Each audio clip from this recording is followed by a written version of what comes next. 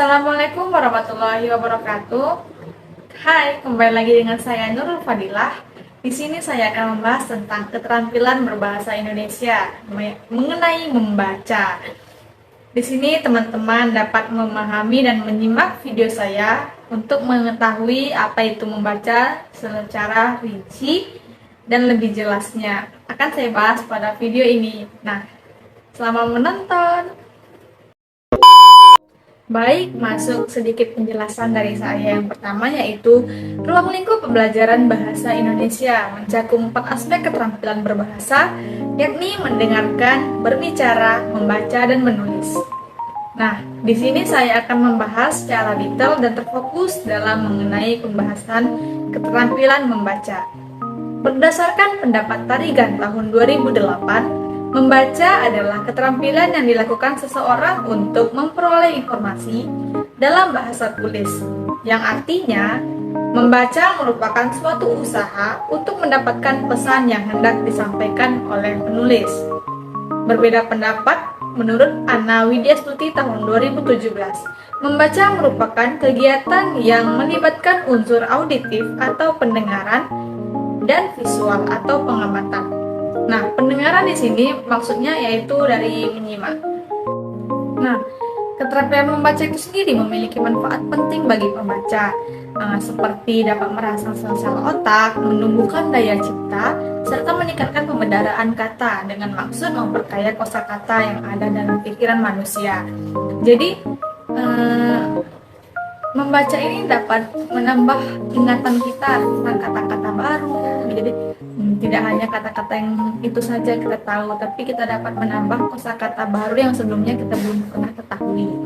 Nah, dengan begitu keterampilan berbahasa dari membaca ini juga berkaitan loh dengan keterampilan berbahasa yang lain seperti menyimak, menulis, bahkan berbicara. Untuk melakukan keterampilan membaca dapat dilakukan dengan dua cara, yaitu membaca dalam hati serta membaca nyaring. Nah, membaca nyaring itu adalah kegiatan membaca yang dilakukan dengan cara menyuarakan lambang-lambang bunyi. Nah, maksudnya berarti kalau membaca nyaring, berarti kita bersuara dalam membaca tersebut. Bisa jadi contohnya kayak membaca suatu teks undang-undang. Nah, itu kan membaca nyaring dengan lantang, dengan jelas isi dari undang-undang tersebut gitu. Nah, yang kedua yaitu membaca dalam hati. Nah, dengan maksud membaca yang dilakukan tanpa menyuarakan bunyi-bunyi. Nah, berarti kalau membaca dalam hati ini hanya kita saja yang tahu isi dari bacaan tersebut. Nah, berdasarkan jenisnya, membaca terbagi dua, yaitu membaca ekstensif dan membaca intensif.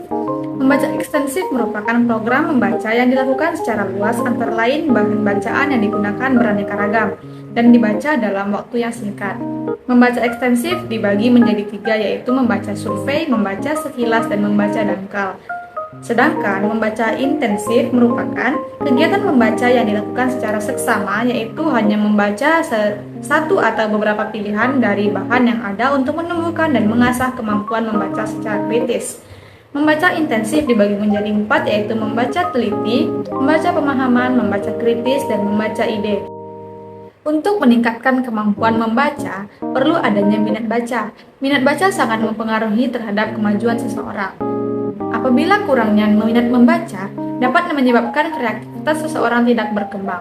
Dengan maksud, jika tidak berkembangnya kreativitas seseorang, berarti tidak ada dong kosakata baru yang dia tahu setelah sebelum dia menyukai membaca. Kalau dia menyukai membaca, pasti dapat kosakata baru, pemahaman yang lebih luas, menambah wawasan, dan mungkin dia bakal lihai dalam membuat suatu karya tulis dari menulis itu sendiri ataupun berbicara. Jadi kalau dia kurang dari membaca, berarti kurangnya lah dia kreativitas dari membaca ini untuk menghasilkan yang lebih baru. Selain dari minat membaca, perlu juga nih pemberian motivasi dalam kegiatan membaca.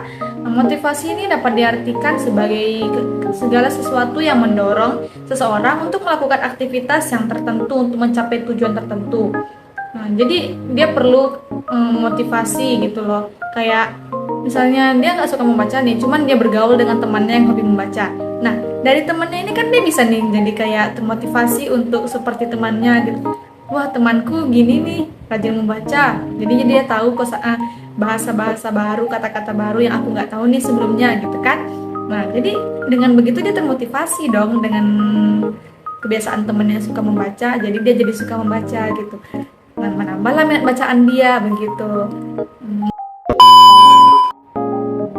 Baik, mungkin segitu saja yang dapat saya sampaikan mengenai keterampilan membaca dari pengertian, manfaat, ada juga membaca berdasarkan tindakan, yaitu membaca dalam hati dan membaca nyaring, ada juga membaca intensif dan ekstensif, serta sesuatu yang dapat meningkatkan daya baca kita seperti minat baca dan motivasi. Sekian dari saya. Assalamualaikum warahmatullahi wabarakatuh. Terima kasih. Sampai jumpa. Dadah.